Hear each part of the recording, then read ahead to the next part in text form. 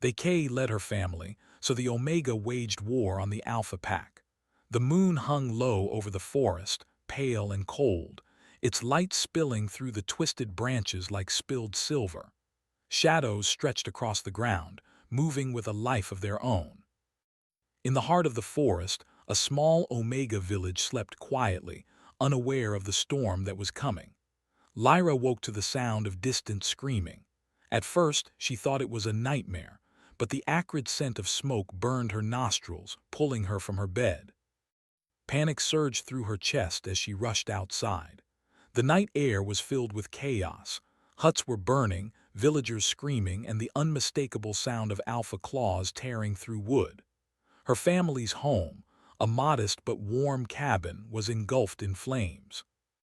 Her parents shouted her name, but the fire swallowed their voices. Lyra ran, her small frame darting between the chaos, but it was too late. When she reached them, the world had changed. Her parents lay lifeless, her younger brother clinging to her skirts, his wide eyes wet with terror. "Lyra," he whispered. She grabbed him, hugging him tightly, as the sound of alpha laughter echoed in the night.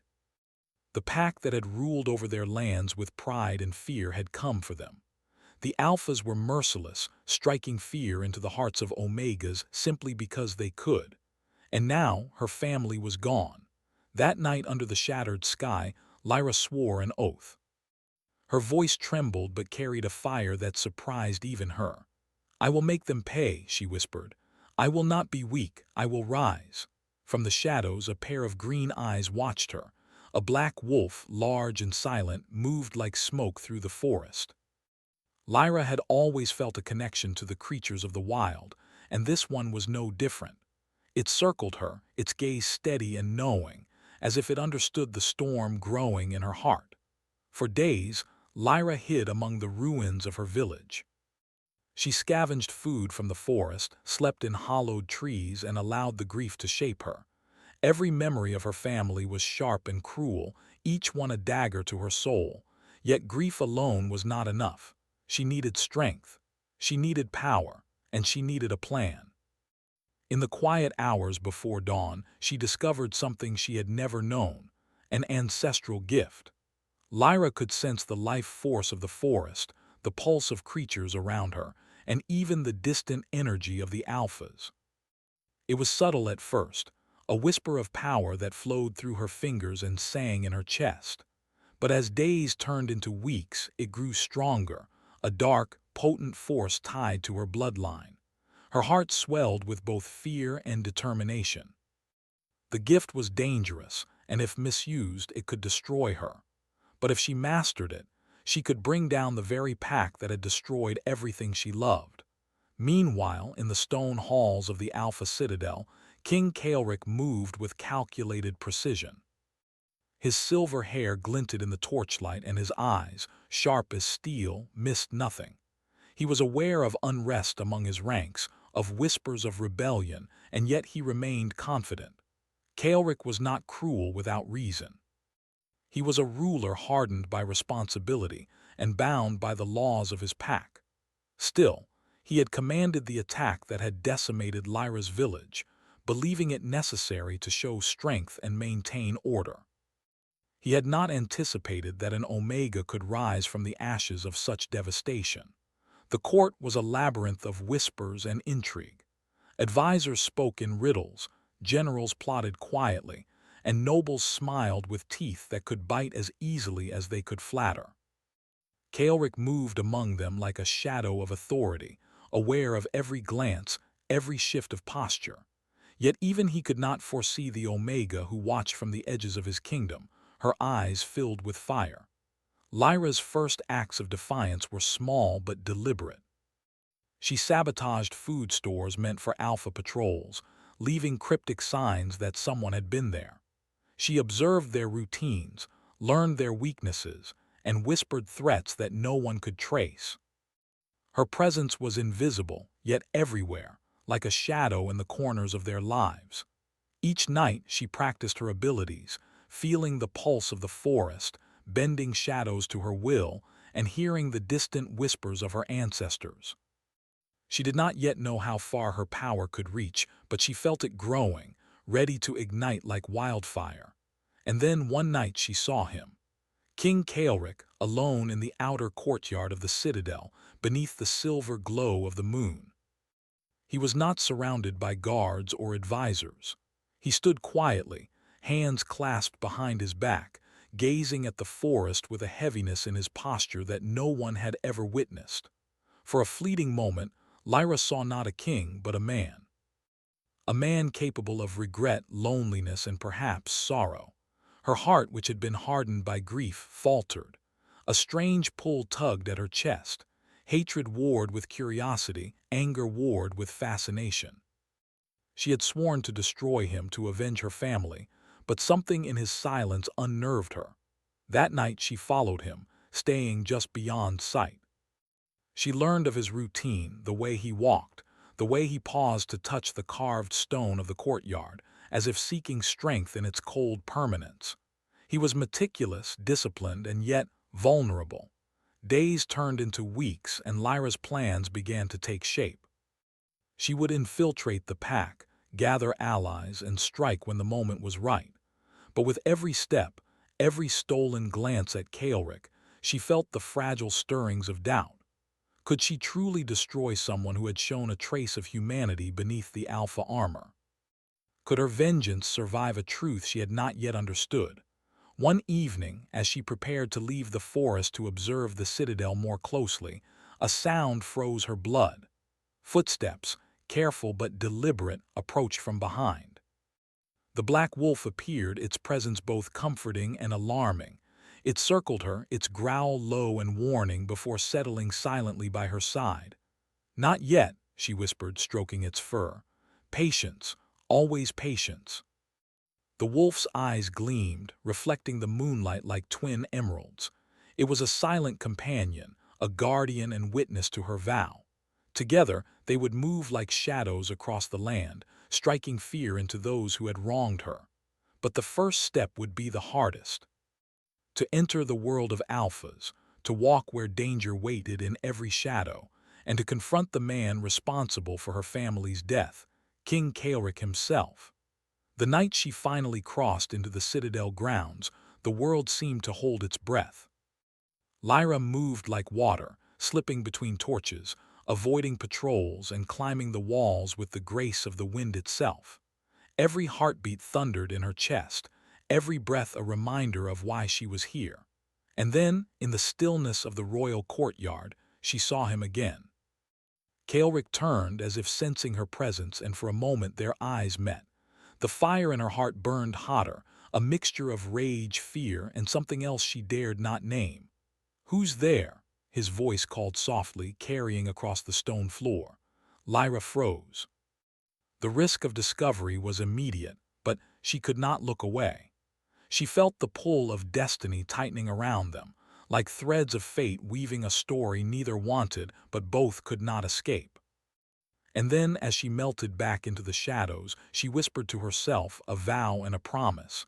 "They took everything from me, but they will all see that I am not broken." The night was silent once more, but the world had shifted. The Omega who had lost everything was no longer just a victim. She was a storm waiting to strike, and the first flash of her fury had already crossed paths with the Alpha King himself. The embers of vengeance glowed in her eyes, brighter than the moon above. And somewhere deep within the citadel, Caelric felt it too, the presence of something dangerous, something alive, something that could change everything he thought he knew about power, loyalty, and the world itself. The war had begun. The Alpha Citadel was a fortress of stone and fire, its walls carved with the history of generations. Inside, torches flickered along hallways lined with armored statues and tapestries depicting legendary battles. The air smelled of smoke, iron, and the faint perfume of power, a heady mix that marked every step of the Alpha Court. Lyra moved through it like a shadow, unseen, unheard, yet everywhere. She had learned the guards' patterns, the servants' whispers, and the secret corridors that twisted through the heart of the castle. Every step brought her closer to the heart of the Alpha Pack, the man who had destroyed her life, King Kaelric. Her first acts of rebellion were careful, almost invisible. She shifted food stores, redirected patrols, and left subtle marks that confused the soldiers. No one knew who was behind the disruptions, and that was exactly how she wanted it. Fear could be a weapon, even without striking a single blow. But the deeper she moved into the citadel, the more complicated her mission became. Kaelric was not the heartless tyrant she had imagined. His eyes, when they met hers, though only once in the shadows, carried a weight she did not understand. He was strict, disciplined, and dangerous, yet she glimpsed a kind of loneliness that mirrored her own. In the grand hall, Kaelric held a council with his most trusted advisors. Their voices clashed like steel on stone, each word measured, each glance sharp. Lyra watched from the shadows above, her green eyes reflecting the torchlight. She listened to their plotting, their ambitions, and their fears. "Alpha King," one advisor said, "the unrest grows. There are whispers in the northern villages. Omegas speak of rebellion." Kaelric's jaw tightened. "Omegas have always spoken in whispers," he said.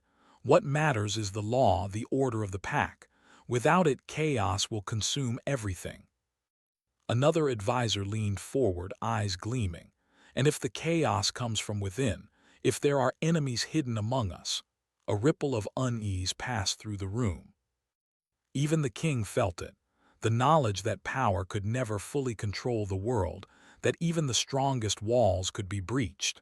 Lyra's pulse quickened. She knew she was one of those hidden enemies, and the thrill of being so close to her target was intoxicating. She began to study Kaelric, not as an enemy, but as a man. The way he moved through the halls, the small gestures he made when he thought no one was looking, the weight he carried on his shoulders, all of it told her more than the rumors ever could. He walked alone into the courtyard one night, beneath a sky heavy with clouds, and Lyra followed silently. From a hidden perch above, she observed him speak softly to the carved stones of the citadel. "I did what I thought was necessary," he murmured. "And yet, why does the shadow of failure still cling to me?" His words struck her more deeply than she wanted to admit. This was a man burdened by responsibility, haunted by decisions he had made, decisions that had cost lives, including those of her family. The conflict within her deepened. Hatred fought with curiosity, anger with fascination. She reminded herself of her oath, vengeance first, but she could not deny the strange pull toward him. It was dangerous, it was forbidden, and it was intoxicating. Lyra's next act was bolder. She infiltrated the Alpha archives, slipping past guards and secret wards to uncover information about the Pack's plans and vulnerabilities. Each document she touched, each secret she learned, became a tool for her growing strategy. Yet, as she studied the inner workings of the Pack, she discovered more than just weaknesses. She found signs of corruption, rivalries, and disloyalty within the court itself. Some alphas were ambitious, craving power at any cost, while others were loyal but blind to the dangers lurking beyond the citadel walls. This knowledge became a weapon as sharp as any blade. Lyra realized that she could not take down the Pack alone. She needed allies. And so, she began to weave connections with those who felt overlooked, underestimated, or betrayed. Servants whispered to her in secret, soldiers shared rumors, and even minor nobles began to act in ways that subtly served her cause. Her influence grew quietly, like a shadow spreading through the halls. No one saw her rise, yet the effects were undeniable. Guards became confused, patrols were misdirected, and the Alpha King began to sense that someone, was moving within his domain. Kaelric, for all his strength and authority, was not blind. He sensed the presence of the Omega within his citadel, though he could not pinpoint her. The feeling gnawed at him, a mixture of curiosity and unease. He had faced threats before, enemies who sought to destroy his rule, yet this was different. There was a pulse in the air, a quiet, dangerous intelligence that he could not name. He walked the halls at night, listening, observing, seeking the shadow that haunted his court. And always in those moments he felt it, the undeniable presence of someone watching, calculating, waiting. It drew him, even as it warned him. The tension between them grew without a word spoken. One night, Lyra found herself in the grand banquet hall, disguised as a minor court attendee. The room glowed with candlelight, the smell of roasted meat and sweet wine filling the air. Nobles laughed, advisors argued, and Kaelric presided over it all, a figure of controlled power. Her heart pounded as she moved through the crowd, careful not to draw attention. And then, by the central fountain, their eyes met. In that moment, the world seemed to shrink around them. Rage, fear, and fascination collided in her chest. Kaelric's gaze was sharp, penetrating, and for a heartbeat he saw her, not just another face in the crowd, but something more, something dangerous. A fire ignited in the hall, literally.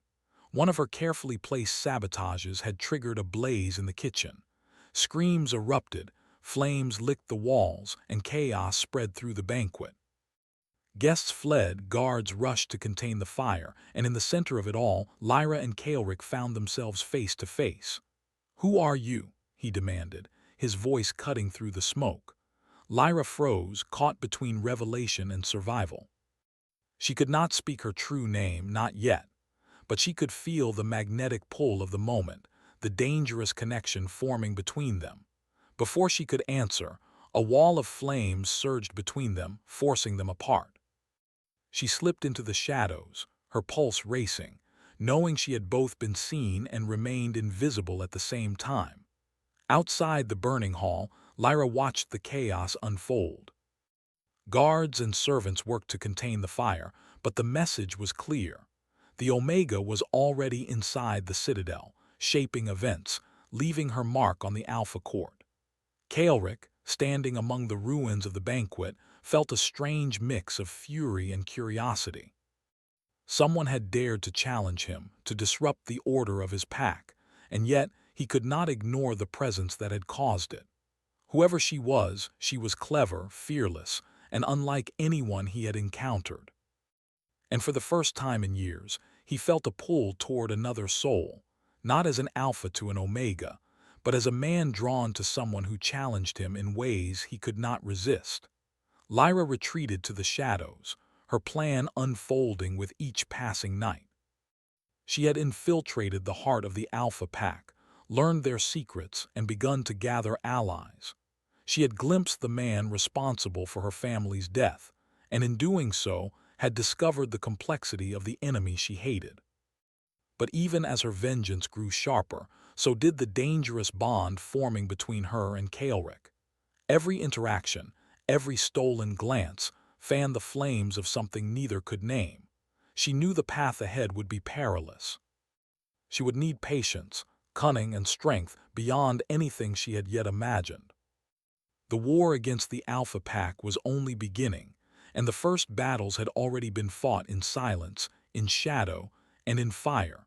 The fire in the banquet hall had been extinguished, but the scars it left were more than physical.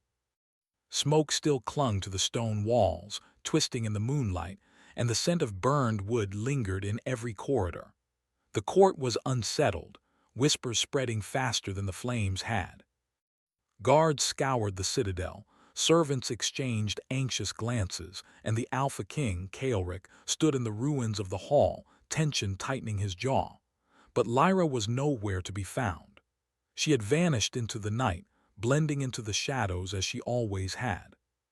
Her pulse raced, not just from the chaos she had orchestrated, but from the memory of his gaze, the intensity that lingered in her mind like a fire that refused to be doused. The following days were a careful dance of survival and observation. Lyra continued her subtle sabotage, whispering through the corridors like wind. She misdirected patrols, spread rumors that sowed confusion, and guided disloyal servants and minor alphas to act in ways that favored her plans. Each move required patience, each step demanded restraint, and every glance at Kaelric became a dangerous temptation. He, too, could not shake her from his thoughts. The Alpha King was used to command and control, yet here was an Omega he could neither catch nor understand fully. She moved through his fortress like a ghost, leaving him frustrated, curious, and strangely drawn. Each night he patrolled the citadel alone, searching for her shadow, seeking the mind that had disrupted his court. It was on the third night that fate forced their worlds together. Lyra had planned to steal an important scroll from the council chambers, but a sudden patrol cornered her in a narrow hallway. Her heart hammered as she tried to slip past, but the soldiers' sharp eyes caught her movement. Then, without warning, a roar echoed behind her. The black wolf she had befriended sprang from the shadows, teeth bared, claws striking with precision. The soldiers fell back, startled and terrified. Lyra seized the moment, sprinting deeper into the corridors, but she ran directly into Kaelric. His eyes widened in shock, and for a heartbeat neither moved. The corridor was narrow, the torches casting flickering shadows on their faces. Rage and recognition collided in her chest, but so did something far more confusing, a dangerous pull she could not name. "You!" Kaelric exclaimed, his voice a mixture of anger and disbelief. "It's you," Lyra froze. Her cover was blown, yet even as fear rose, she stood her ground. "And you," she said, her voice steady despite the tremor in her heart. "It's finally me." Before either could react further, the walls trembled. A low, haunting growl echoed through the stone halls, followed by a sound that chilled the blood. From the shadows emerged a monstrous creature, eyes glowing with an unnatural light, claws as sharp as knives, and a presence that radiated ancient power. It was a guardian spirit, bound to the citadel by a curse long forgotten. Kaelric instinctively moved in front of her, shielding her with his body. Lyra's pulse raced, but she realized that fleeing alone was impossible. Together, they had to survive. Her powers, subtle and growing, hummed through her veins, and she reached out to the life force of the forest, calling upon the shadows and the energy that had lain dormant within her. The creature lunged, faster than either could anticipate. Lyra twisted, her hand brushing against the stone floor, sending a ripple of power into the guardian. It staggered, but not enough to stop its advance. Kaelric struck with precision, his claws and strength holding the beast at bay. They moved as an unspoken team, each covering the other, instinct and strategy blending with raw emotion. Lyra's heart pounded not just from fear, but from the closeness of him, his strength, his presence, the way he seemed both a shield and a mystery. When the guardian finally retreated into the shadows, it left the corridor in eerie silence. Lyra sank to the floor, her breath coming in short, sharp gasps. Kaelric knelt beside her, his eyes scanning her face with a mixture of concern and something she could not name. "You're hurt," he said softly, his voice stripped of command, stripped of the alpha authority that dominated every other word. "Why didn't you call for help?" I can take care of myself," Lyra replied, wincing as she pressed her hand against a shallow cut on her arm. She wanted to be defiant, to show strength, but the vulnerability she felt in that moment was undeniable.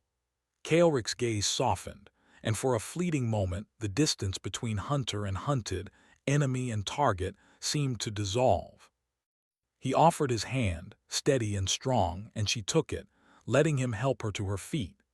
They walked through the citadel's hidden passages, avoiding patrols and traps, sharing a silence filled with unspoken words. Every step together deepened the tension between them, a dangerous dance of trust and suspicion. Lyra could feel his presence beside her, a constant weight that both unnerved and intrigued her. "You're clever," Kaelric said finally, breaking the silence. "More clever than I expected, but you've made mistakes too." Lyra met his gaze, unwavering. "And you've made mistakes," she said simply. "Everyone does. The question is whether you learn from them." He studied her for a long moment, his eyes searching, measuring, perhaps even judging. There was respect there, a grudging acknowledgement of her skill and determination. But there was something else too, something dangerous and unspoken that neither dared name. They emerged into the outer courtyard, where the moonlight cast long shadows over the stone. The forest beyond whispered in the night, the wind carrying the scent of distant danger and the faint echo of past bloodshed. Lyra paused, looking toward the horizon. "I never asked to be this," she whispered, "to fight to be this person." "You don't choose who you are," Kaelric replied, his voice low, steady, and surprisingly gentle. "But you can choose what you do with it." Her chest tightened. The words were simple, yet they carried a weight she could not ignore. She wanted revenge, yes, but a part of her wondered, could there be more than vengeance?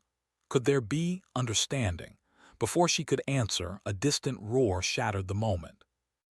Another guardian spirit, larger and more powerful than the first, was moving through the forest, drawn by the disturbances Lyra had caused. The shadows of the citadel seemed to ripple in fear as the creature advanced. Lyra's powers surged instinctively. She reached into the life force around her, pulling energy from the earth, the trees, even the wind. Kaelric, sensing her intention, placed his hand over hers, guiding and stabilizing her. Together they pushed against the creature, a unity born of necessity, of survival, and of a dangerous, growing trust. When the creature finally withdrew, wounded but not destroyed, Lyra collapsed against the cold stone of the courtyard. Kaelric knelt beside her, his hands steady on her shoulders, concern etched in every line of his face. "You should not have done that alone," he said quietly. "You could have died." "And you would have let me?" she asked sharply, though the edge of her voice softened with exhaustion. He did not answer immediately. Instead, he searched her eyes as if weighing the truth between them. Finally, he said, "I would not have let you die. Not now." The words struck her harder than any blow, a mix of relief, confusion, and something she could not name. Her heart thudded painfully in her chest, and for a moment the world narrowed to just the two of them. Enemies, allies, and something far more complicated. The night stretched on and neither spoke again. They retreated to a hidden alcove, away from patrols, away from prying eyes. Lyra tended to her wounds, while Kaelric observed her silently. The distance between them was filled with unspoken tension, anger, curiosity, fascination, and an undeniable pull that neither could resist. "You're stronger than I imagined," he said finally. "Not just in power, in spirit." Lyra looked at him, her green eyes sharp and unflinching. "I had to be, and you are not what I expected either." He tilted his head, a faint smile tugging at his lips. "Perhaps neither of us is truly what the other expects. Perhaps that is the danger and the challenge." Her lips parted, but no words came. The air between them was thick with meaning, a silent acknowledgement of the bond forming between hunter and hunted, enemy and ally, vengeance, and something else. The first light of dawn broke over the Alpha Citadel, casting long golden beams across the stone walls and towers. Smoke from the previous night's fire still lingered, curling in the morning air like the last echoes of chaos. Lyra stood on the outer balcony, her green eyes fixed on the horizon, the wind tangling her dark hair. For the first time in weeks, she allowed herself to feel the weight of everything she had endured, the loss, the rage, and the growing conflict inside her heart.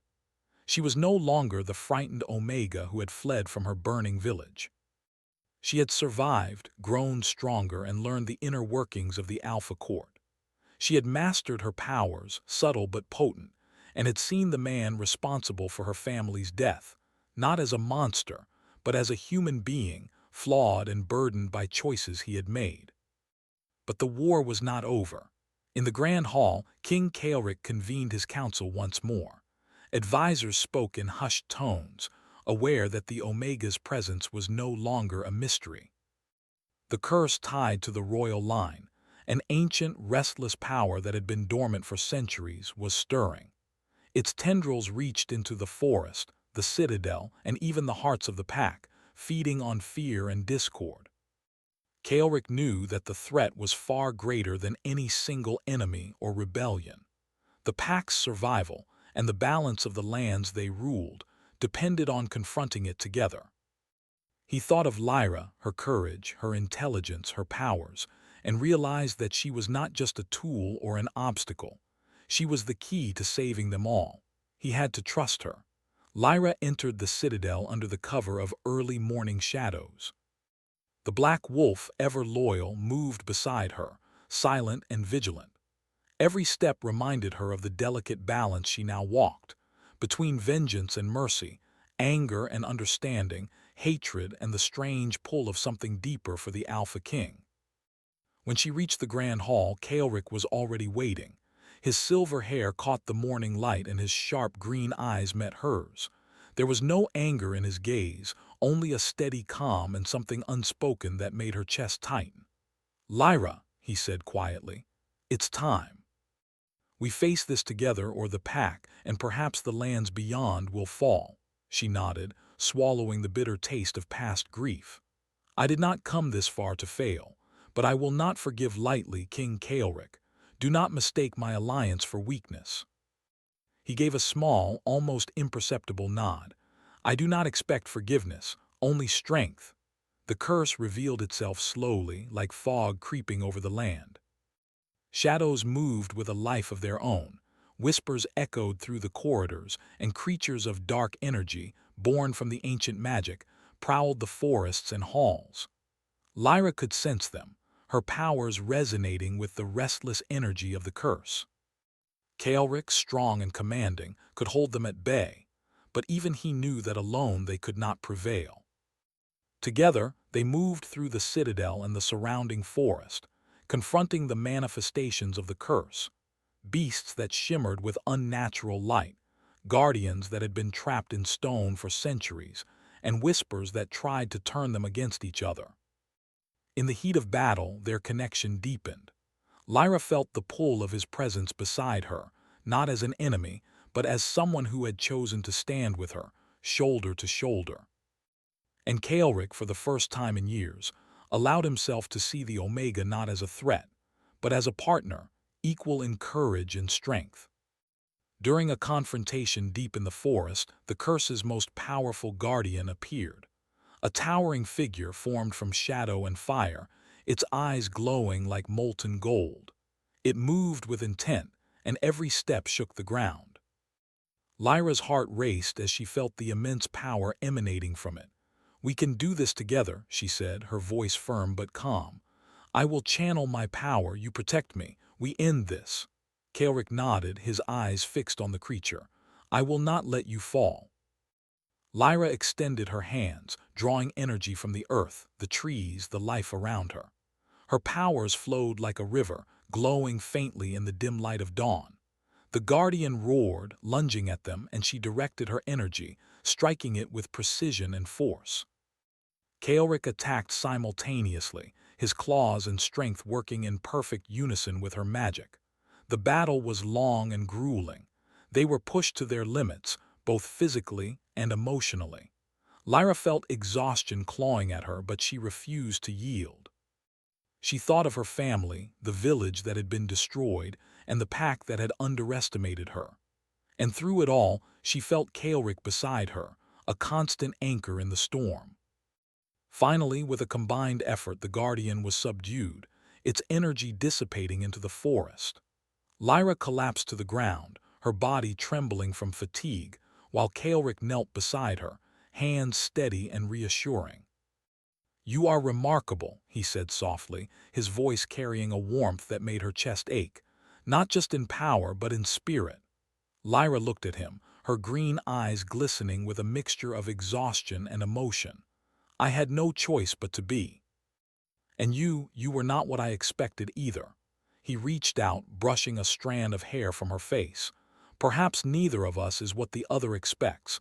Perhaps that is the challenge and the gift." The words lingered between them, heavy with meaning. In that moment, the line between hatred and understanding blurred, and Lyra realized that revenge alone could not fill the void in her heart. What she had sought for so long, justice, fury, vengeance, was no longer enough. She wanted more, a chance to heal, to protect, to rebuild. Returning to the citadel, Lyra and Kaelric faced the Alpha Court together. The advisors and nobles looked on in surprise, for the Omega who had infiltrated their halls now stood beside their king, an equal in strength, courage, and presence. Lyra addressed the council, her voice clear and unwavering. The curse is broken, but the threat it represents was not merely magical.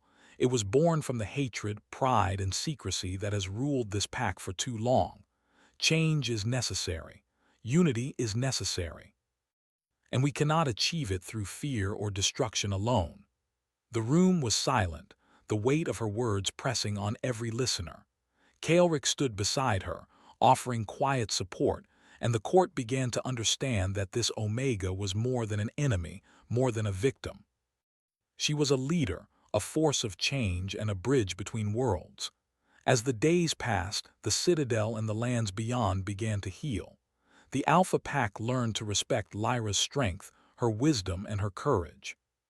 The forest and villages began to recover, and those who had once feared Alphas and Omegas alike began to see the possibility of unity and balance.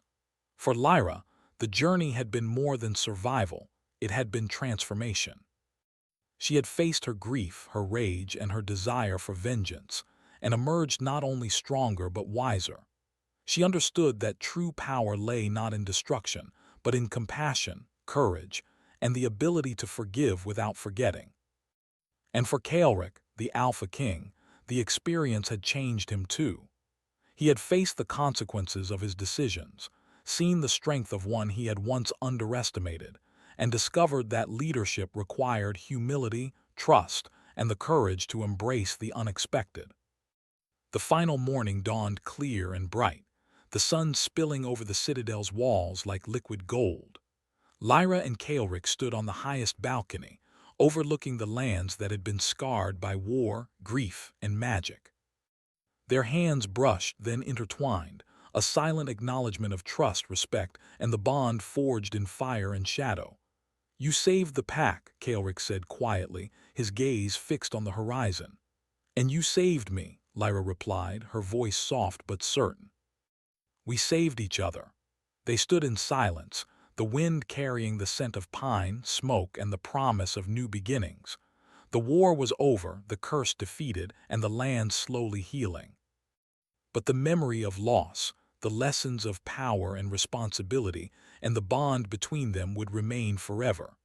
In the quiet aftermath, Lyra understood the truth of her journey. She had not only survived but transformed. The Omega who had lost everything had risen from the ashes stronger, wiser, and capable of leading. And the Alpha King who had ruled with strength alone had learned the power of trust, compassion, and connection. As the sun climbed higher, the Citadel's banners fluttered in the wind, a symbol not of fear but of hope. The darkness of the past had been confronted, and while challenges would come again, the bond between Lyra and Kaelric promised a future shaped not by vengeance, but by courage, wisdom, and the possibility of redemption. And somewhere deep in the forest, the black wolf watched silently, eyes gleaming, as if approving the journey that had brought both Omega and Alpha to this moment. The world had shifted, forever changed by the choices of two souls who had faced loss, power, and love, and emerged unbroken.